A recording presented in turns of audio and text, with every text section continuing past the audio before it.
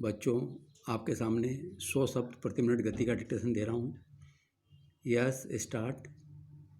गिरगिट की तरह रंग बदलते चीन को यह जवाब देकर भारत ने अपनी आक्रामकता को ही रेखांकित किया कि उसे 1959 के उसके प्रस्ताव वाली वास्तविक नियंत्रण रेखा न तो पहले स्वीकार थी और न अब है। यह आक्रामकता आपसी संवाद के साथ साथ सैन्य मोर्चे के स्तर पर भी बनाए रखनी होगी, ठीक वैसे ही जैसे यह कहकर दिखाई की गई थी कि यदि चीनी सैनिकों ने सीमा पर छेड़छाड़ करने की कोशिश की तो भारतीय सैनिक गोली चलाने में हिचकेंगे नहीं।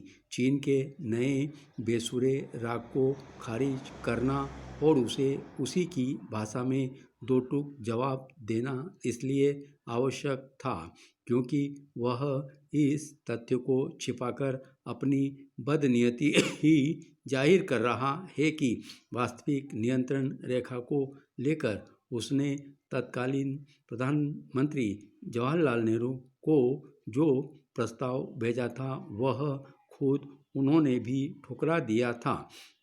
यह अच्छा हुआ कि भारत ने चीन के 6 दशक पुराने इस एकपक्षीय प्रस्ताव को मनमाना करार देते हुए सीमा विवाद सुलझाने संबंधी उन समझौतों का भी जिक्र किया जिनमें 1959 वाले उसके प्रस्ताव को कोई अहमियत नहीं दी गई है। चीन ने अपने एकपक्षीय और अमान्य करार दिए गए प्रस्ताव का उल्लेख करके यही संकेत दिया है कि वह आसानी से मानने वाला नहीं है। अब इसका अंदेशा और बढ़ गया है कि वह दोनों देशों के विदेश मंत्रियों के बीच बनी सहमति के आधार पर आगे बढ़ने वाला नहीं है।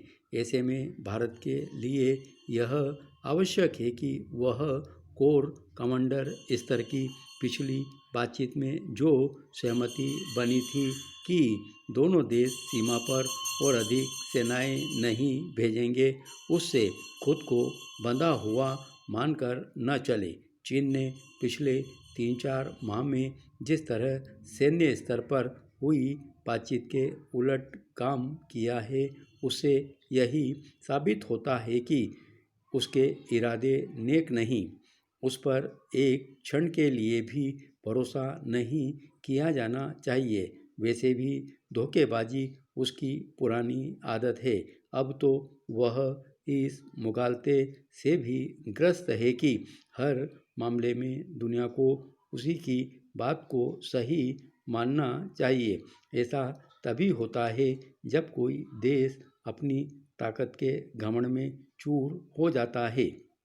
चीन के अड़ियलपन को देखते हुए उसके समक्ष यह स्पष्ट करने की जरूरत है कि यदि वह पुराने समझौतों को महत्व देने से इनकार करेगा तो फिर भारत के लिए भी ऐसा करना संभव नहीं रह जाएगा।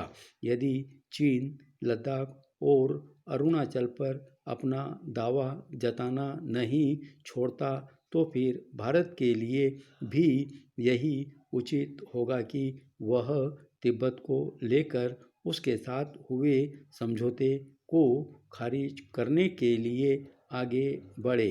भारत को अब चीन के साथ वैसा ही रणनीतिक व्यवहार करना होगा जैसा कि चीन करता है।